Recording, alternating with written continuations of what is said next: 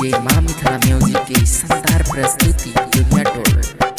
बड़ा नीक लागे, बड़ा नीक लागे, बड़ा नीक लागे, बड़ा नीक लागे, बड़ा नीक लागे अपन मिथिला के बासी।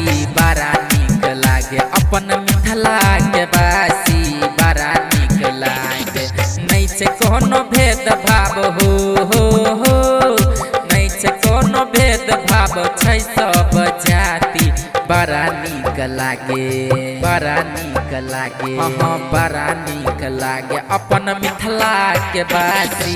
बड़ा नीक लागे अपन मिथिला के बासी। बड़ा नीक लागे अपन मिथिला के बासी। बड़ा नीक लागे।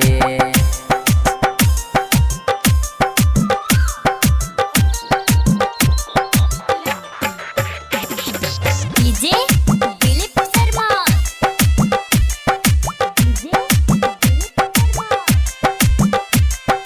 गोपालगंज, गोपालगंज।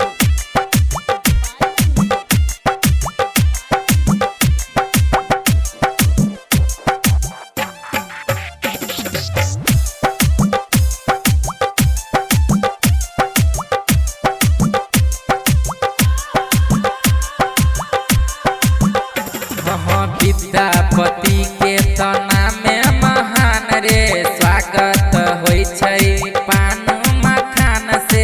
स्वागत होइ छै पान मखान से। विद्यापति के तना में महान रे स्वागत होइ छै पान मखान से। स्वयं हो स्वयं श्री राम जी लगे बराती। बड़ा नीक लागे, बड़ा नीक लागे, हाँ बड़ा नीक लागे अपन मिथिला के बासी। बड़ा नीक लागे अपन मिथिला के बासी। बड़ा नीक लागे अपन मिथिला के बासी। बड़ा नीक लागे।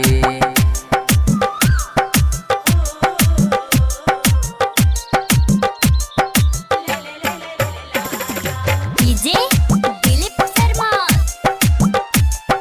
डीजे दिलीप शर्मा, गोपालगंज, गोपालगंज।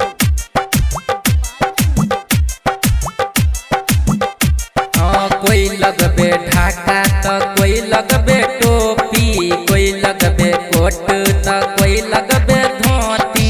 कोई लगबे कोट तो कोई लगबे कोई लगबे ढाका तो कोई लगबे टोपी। कोई लगबे कोट तो कोई लगबे धोती। ना पहचान के हो बिना पहचानो के बन जाय छै साथी। बड़ा नीक लागे, बड़ा नीक लागे, हाँ बड़ा नीक लागे अपन मिथिला के बासी। बड़ा नीक लागे अपन मिथिला के बासी। बड़ा नीक लागे अपन मिथिला के बासी। बड़ा नीक लागे, बड़ा नीक नहीं से कोनो भेद भाव हो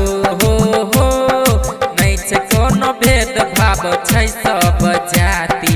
बड़ा नीक लागे, बड़ा नीक लागे, हाँ बड़ा नीक लागे अपन मिथिला के बासी। बड़ा नीक लागे अपन मिथिला के बासी। बड़ा नीक लागे अपन मिथिला के बासी।